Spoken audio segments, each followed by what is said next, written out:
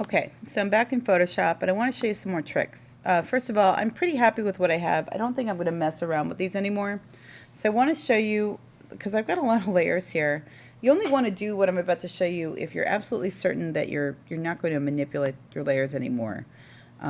Sometimes students and artists will put their layers together and they're really just not ready to. So I'm going to show you how to do this, but I don't use it all that often. But watch this. If I go to layer and I say merge visible. So like, let's say I had something I didn't want to merge. If I just made it invisible, it wouldn't merge with it. But check this out, merge visible.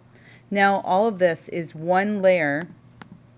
Now I can still go edit, undo, merge visible. But if I save this and you know, go out, have a cup of coffee, come back, it's not going to be there anymore. So just be aware of that. Okay, another way to go is you can flatten the image, but that does something different. If you do merge layers, this will also create the same effects.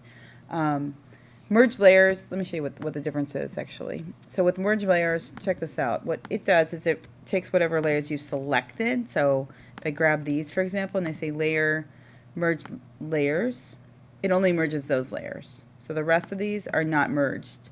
So, you know, it depends on what you really want to do. But again, merge layers or merge visible will work the same way for what we need right now.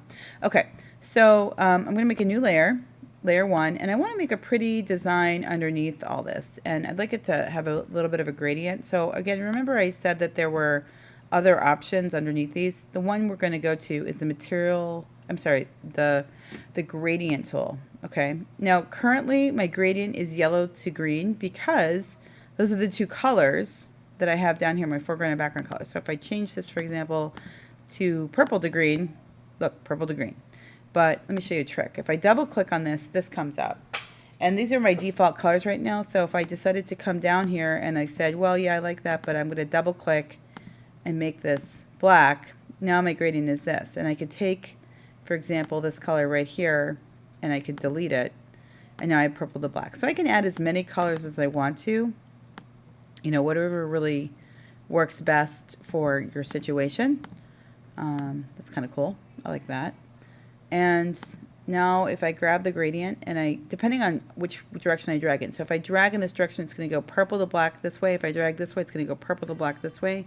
Let me just show you. Purple to black. See?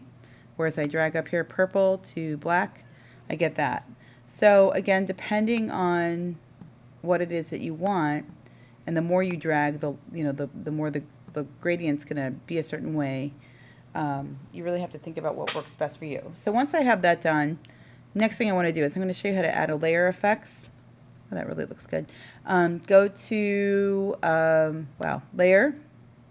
And by the way, when I do this, I'm working on the merged layers, so all those together. I have that selected. I'm not selecting my gradient. In fact, I'm just going to make that invisible just to make this absolutely clear. So I have this one selected. Go to layer. Wow. I'm like so out of it. I can't remember which one it is. It should be layer effects here. And why am I having trouble finding it? Layer style. That's what it's called. And there's a whole bunch of options here. Bevel, nabah, stroke, inner stroke, blah, blah, blah. I'm going to go to drop shadow.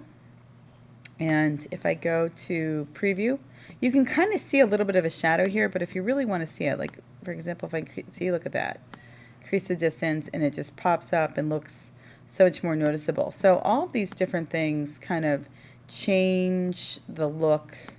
There's a size, there's the angle. So if I want to change the angle and have this angling a different way, I can do that. Do my distance, kind of like that. That looks good.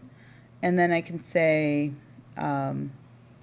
okay to this. And again, there's just too many options for me to show. And what's cool about this is, first of all, I can minimize this, but I can also make it disappear. So it's there, but it's not there, which I love.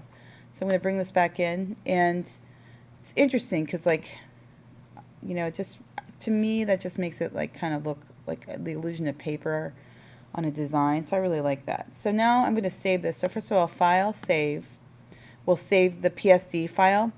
But when you turn this into me, let me explain the difference. Actually, I'll do that in another video. And there's the bell. Gotta love that bell.